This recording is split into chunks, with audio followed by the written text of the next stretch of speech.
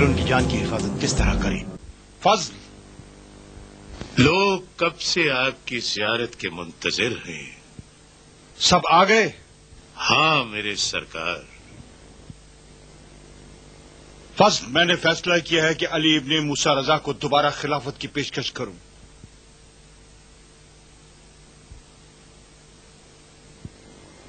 میں اپنی بات سے ہرگز منکر نہیں ہو سکتا. جو بات میں نے کہہ دی ہے اس پر ہمیشہ قائم رہوں گا. اگرچہ میں دل میں اس پیشکش کو بہت چھوٹا سمجھتا ہوں، مگر کیا کروں، مجبور ہوں کہ ایسا ہی کروں گا. میرے سرکار، اپنے اس فیصلے سے کنارہ کش ہو جائے. یہ آپ کے لیے بہتر نہیں ہے. مت ڈرو، اس مرتبہ تمام جوابات میری نظر میں ہیں. بس یہ یاد رکھو کہ ولی عہدی کی پیشکش بات نہیں، تمہاری زبان سے میری طرف سے ہی ہوگی. اگر قبول کر لیا تو؟ نہیں، کوئی مسئلہ نہیں، وہ ولی عہد ہی رہے گا. اور اگر انہوں نے انکار کر دیا تو پھر اس وقت میں لوگوں کے سامنے انہیں خلافت کی پیشکش کروں گا. ہمت ہوگی کہ وہ انکار کر دیں؟ نہیں. دوسری صورت میں لوگوں کی ناراضگی مول لیں گے. امیر المومنین نے جب سے زمام حکومت کی باغ دوڑ سنبھالی ہے، مسلسل امور خلافت کے بارے میں غور و فکر کر رہے تھے، اور اس فکر میں تھے کہ اپنے بعد خلافت اس کے سپرد کریں جو دین خدا میں سب سے دانا اور ملک کی تدبیر میں سب سے فاضل ہو، اور اس منصب کو خوش اسلوبی سے انجام دے سکے. لہذا ہم یہ چاہتے ہیں کہ اس امانت کو آپ ہی کے سپرد کر دیں اور آپ کو ولی عہدی کے لیے منتخب کر لیں، تاکہ حق اپنی جگہ پلٹ جائے اور اللہ اور اس کا رسول اس سے راضی ہو جائے.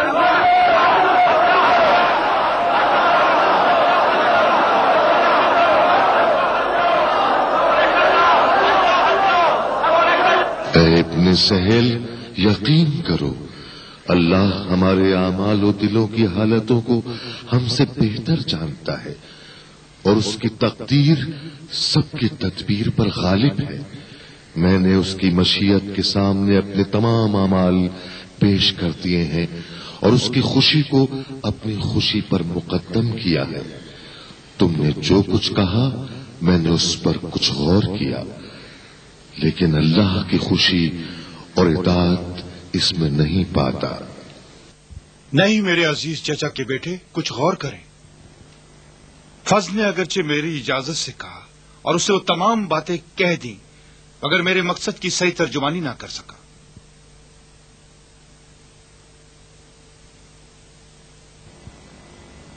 میں نے جس دن سے امور مملکت کو اپنے ہاتھوں میں لیا ہے، مسلسل خلافت کے مسائل پر ہی توجہ دی. اس کے نفع و نقصان کو جب تولا تو اسی نتیجے پر پہنچا کہ میرا فائدہ اسی میں ہے کہ میں اپنی آخرت کے اوپر ہی توجہ کروں. آخر میں کس طرح اپنی آخرت کو سنواروں کہ حق کے خدا اور رسول میرے ذمے ہو اور میں اس کو ادا کرنے میں کوئی تاخیر کروں. میں نے آپ کو مدینے سے خراسان بلایا اس لیے نہیں کہ میں آپ کو اپنا ولی عہد بناؤں گا. ولایت عہدی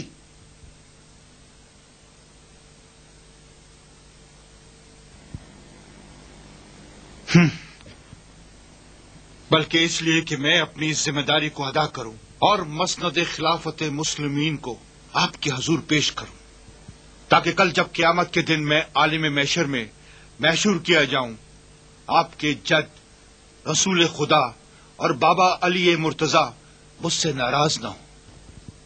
وہ مسلمانوں کی جان و مال کے بارے میں کوئی باز پرس نہ کریں. اے رسول خدا کے بیٹے، میں اپنے عقل و ہوش سے خود کو خلافت سے معزول کرتا ہوں، لباس خلافت اتارتا ہوں، تاج سر سے ہٹا دیتا ہوں، اور اس پر خوش ہوں کہ پہلے مسلمان کی حیثیت سے آپ کی بیعت کروں گا.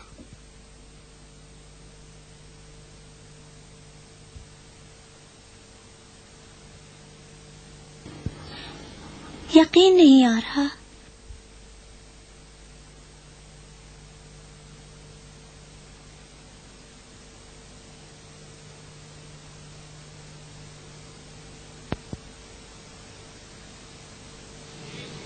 اگر یہ خلافت تمہاری ہے اور اللہ نے لباس خلافت تمہارے حوالے کیا ہے تو کیا حق ہے تمہیں کہ اس لباس خلافت کو اتارو اور دوسرے کو پہنا دو؟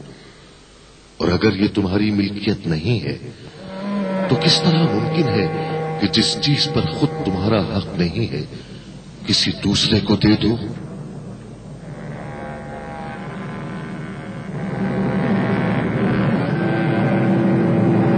باہر!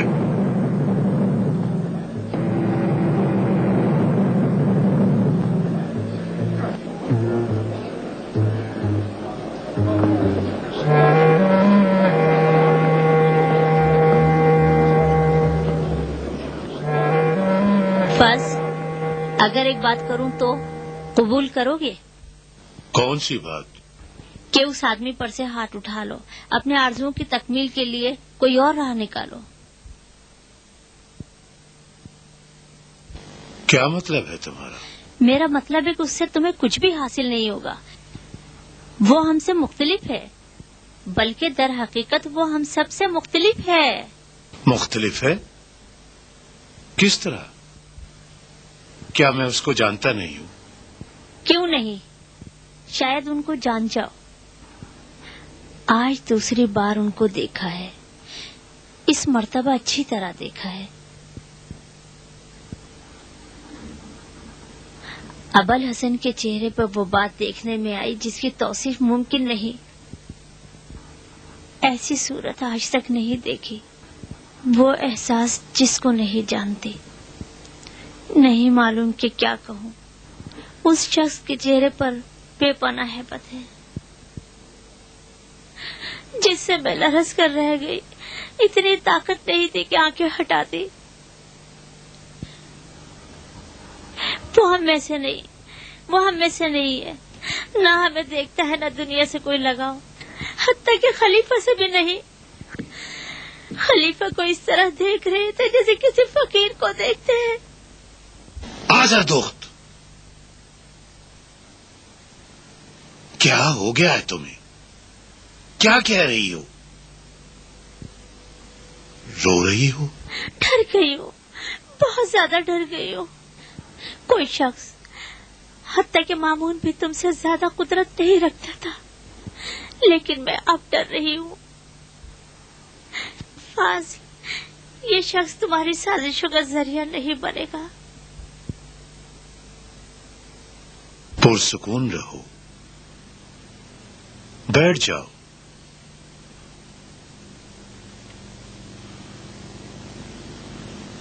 آخر ابوالحسن میں ایسا کیا ہے جو اس نے تمہیں اتنا متاثر کیا ہے؟ وہ بھی بشر ہے ہماری طرح، تمام خواہشوں اور آرزوؤں میں. اگر آج خلافت کی پیشکش ٹھکرا دی ہے تو اس لیے کہ جانتا ہے کہ مامون اس پیشکش میں واقعی مخلص نہیں ہے، جس طرح تم اور میں جانتے ہیں، جس طرح بزرگان عباسی جانتے ہیں. اور اگر ولی عہدی کی پیشکش کو ٹھکرا دیا ہے تو مامون کی وجہ سے، درباریوں کی سازش سے ڈرتے ہیں. جانتی ہو وہ لوگوں کی سازشوں سے ڈرتے ہیں.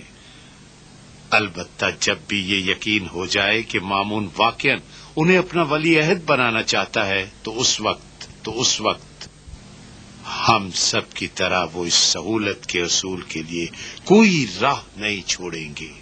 کوئی راہ نہیں. میں مطمئن نہیں فاضل. ابوالحسن سے راستہ بدل لو.